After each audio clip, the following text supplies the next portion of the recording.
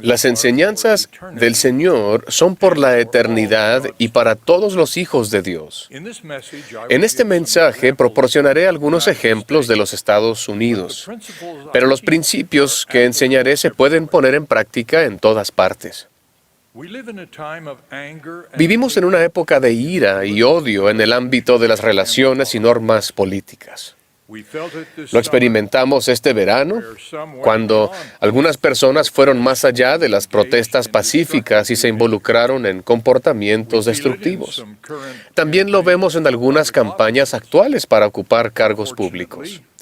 Algo de esto se ha extendido a nuestras reuniones de la Iglesia, donde ha habido declaraciones políticas y referencias hirientes. En un gobierno democrático siempre tendremos diferencias en cuanto a los candidatos y las normas propuestas. No obstante, como seguidores de Cristo, debemos renunciar a la ira y al odio con que se debaten o condenan las decisiones políticas en muchos casos.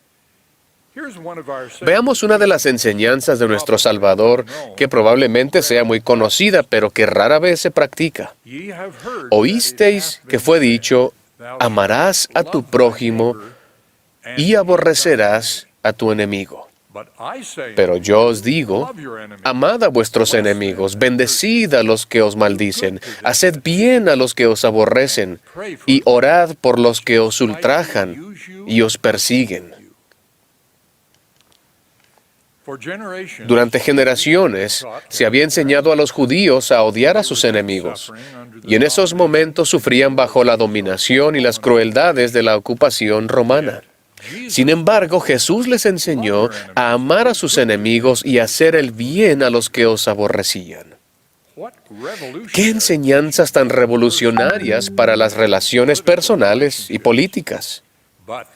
Sin embargo, eso sigue siendo lo que nuestro Salvador nos manda hacer.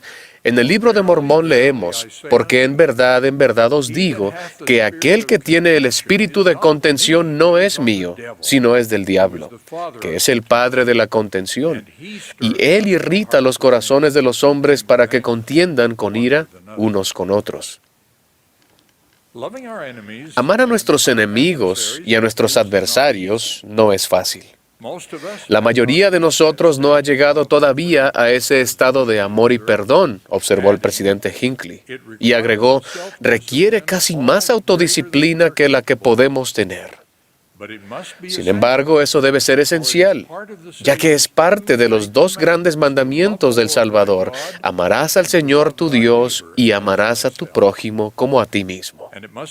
Y debe ser posible, porque Él también enseñó, pedid y se os dará, buscad y hallaréis.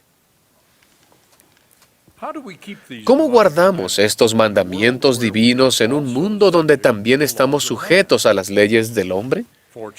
Afortunadamente, contamos con el ejemplo del propio Salvador sobre cómo equilibrar sus leyes eternas con los aspectos prácticos de las leyes hechas por el hombre.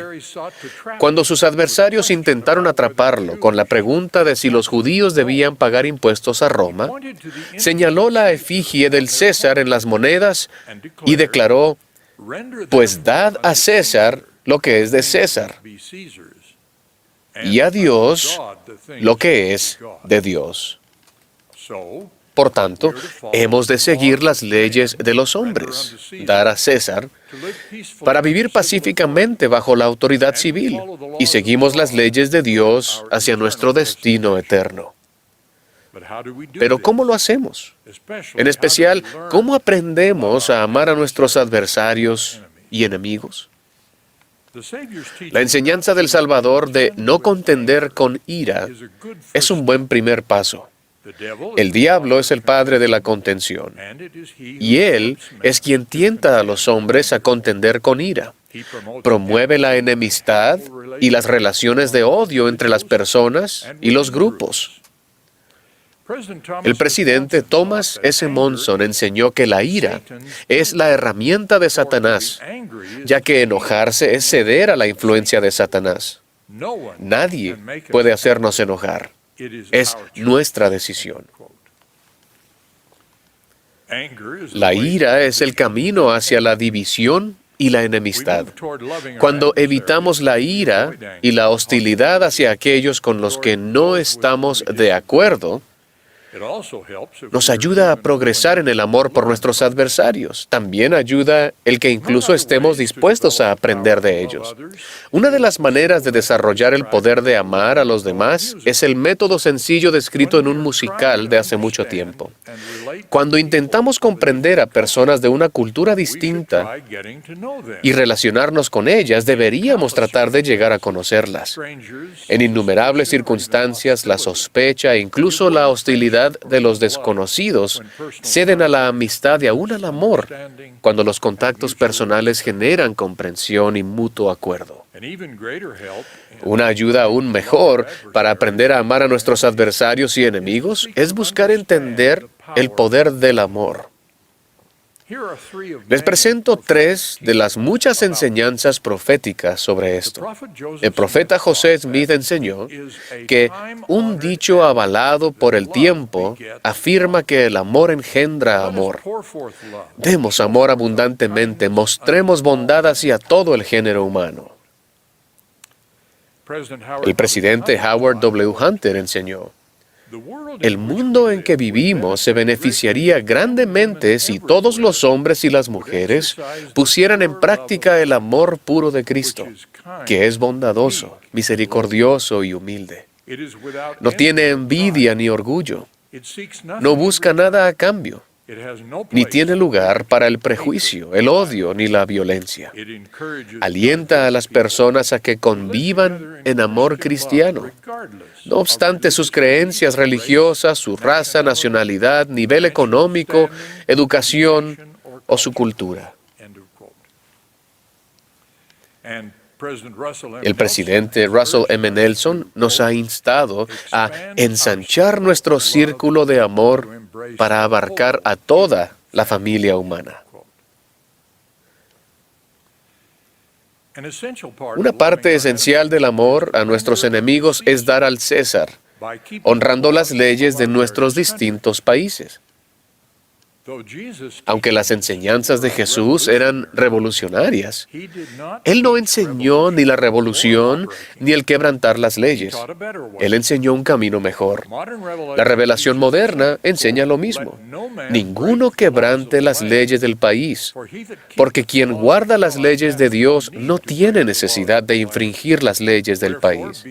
Sujetaos, pues, a las potestades existentes. Y nuestro artículo de fe, escrito por el profeta José Smith, después de que los primeros santos sufrieran una severa persecución por parte de los gobernantes de Missouri, declara: creemos en estar sujetos a los reyes, presidentes, gobernantes y magistrados, en obedecer, honrar y sostener la ley. Esto no significa que estemos de acuerdo con todo lo que se hace con fuerza de la ley. Significa que obedecemos las leyes actuales y nos valemos de medios pacíficos para modificarla. También significa que aceptamos de forma pacífica los resultados de las elecciones. No participaremos en actos violentos amenazados por las personas decepcionadas con el resultado. En una sociedad democrática siempre tenemos la oportunidad y el deber de persistir pacíficamente hasta las próximas elecciones. La enseñanza del Salvador de amar a nuestros enemigos se basa en la realidad de que todos los seres mortales son hijos amados de Dios. Ese principio eterno y algunos principios básicos de las leyes fueron puestos a prueba en las recientes protestas en muchas ciudades de Estados Unidos. En un extremo, algunos parecen haber olvidado que la primera enmienda a la Constitución de los Estados Unidos garantiza el derecho del pueblo a reunirse pacíficamente y a solicitar al gobierno la reparación de sus agravios. Esa es la forma autorizada de concientizar al público y de centrarse en las injusticias del contenido o de la administración de las leyes. Y ha habido injusticias. tanto en comportamiento en público como en actitudes personales. Hemos manifestado racismo y sus agravios relacionados. En un persuasivo ensayo personal, la reverenda Teresa A. Deer de la Asociación Nacional para el Progreso de las Personas de Color nos ha recordado que el racismo florece en el odio, la opresión, la pasividad, la indiferencia y el silencio. Como ciudadanos y como miembros de la Iglesia de Jesucristo de los Santos de los Últimos Días, debemos mejorar para ayudar a erradicar el racismo. En el otro extremo, una minoría de participantes y partidarios de estas protestas y de los actos ilegales que se han derivado de ellas, parecen haber olvidado que las protestas protegidas por la Constitución son protestas pacíficas. Los manifestantes no tienen el derecho a destruir, vandalizar o robar propiedades, ni a socavar los legítimos poderes policiales del gobierno. La Constitución y las leyes no contienen ninguna invitación a la revolución o a la anarquía. Todos nosotros, policías, manifestantes, partidarios y espectadores, debemos entender los límites de nuestros derechos y la importancia de nuestros deberes para permanecer dentro de los límites de la ley en vigor. Abraham Lincoln tenía razón cuando dijo: "No hay agravio alguno que justifique el resarcimiento mediante la ley del populacho". El resarcimiento de agravios a través de los populachos constituye un resarcimiento por medios ilegales. Eso es anarquía, una condición que no cuenta con gobiernos reales ni con policía formal, que socava los derechos individuales en lugar de protegerlos. Una de las razones por las que las recientes protestas en los Estados Unidos resultaron espeluznantes para muchos fue que las hostilidades e ilegalidades que experimentan diversos grupos étnicos en otras naciones no deben experimentarse en los Estados Unidos. Este país tiene que ser mejor en la erradicación del racismo, no solo contra estadounidenses de raza negra, que fueron los más visibles en las recientes protestas, sino también contra los latinos, los asiáticos y otros grupos. La historia del racismo de esta nación no es una de aciertos y debemos mejorar. Estados Unidos fue fundado por inmigrantes de diferentes nacionalidades y diversas etnias. Su propósito unificador no fue establecer una religión en particular, ni perpetuar ninguna de las diversas culturas o lealtades tribales de los antiguos países. Nuestra generación fundadora procuró unificarse por medio de una constitución y leyes nuevas. Eso no quiere decir que nuestros documentos unificadores o la comprensión entonces vigente de su significado fueran perfectos. La historia de los primeros 2 siglos de los Estados Unidos mostró la necesidad de muchos refinamientos, como el derecho al voto de las mujeres y, en particular, la abolición de la esclavitud, incluyendo leyes que garantizarían que los que habían sido esclavizados disfrutaran de todas las condiciones de la libertad. 2 eruditos de la Universidad de Yale nos recordaron hace poco: a pesar de todos sus defectos, los Estados Unidos está provisto de manera única para unir a una sociedad diversa y dividida. Sus ciudadanos no tienen que elegir entre una identidad nacional y el multiculturalismo. Los estadounidenses pueden tener ambas cosas. Sin embargo, la clave es el patriotismo constitucional. Debemos permanecer unidos por y a través de la Constitución, independientemente de nuestros desacuerdos ideológicos. Hace muchos años, un ministro de Asuntos Exteriores británico brindó este magnífico consejo durante un debate en la Cámara de los Comunes: ni tenemos aliados eternos, ni tenemos enemigos perpetuos. Nuestros intereses son eternos y perpetuos, y es nuestro deber atender esos intereses. Esa es una buena razón secular para atender los intereses eternos y perpetuos en los asuntos políticos. Además, la doctrina de la Iglesia del Señor nos enseña otro interés eterno para guiarnos. Las enseñanzas de nuestro Salvador que inspiraron la Constitución de los Estados Unidos y las leyes básicas de muchos de nuestros países. La lealtad a la ley vigente en lugar de la lealtad a los aliados temporales es la mejor forma de amar a nuestros adversarios y a nuestros enemigos, a medida que buscamos la unidad en la diversidad. Saber que todos somos hijos de Dios nos proporciona una visión divina del valor de todas las personas y la voluntad y la capacidad de elevarnos por encima de los prejuicios y el racismo. Después de haber vivido en muchas partes de esta nación, el Señor me ha enseñado que es posible obedecer y procurar mejorar las leyes de nuestra nación y también amar a nuestros adversarios y a nuestros enemigos. Si bien no es fácil, es posible con la ayuda de nuestro Señor Jesucristo.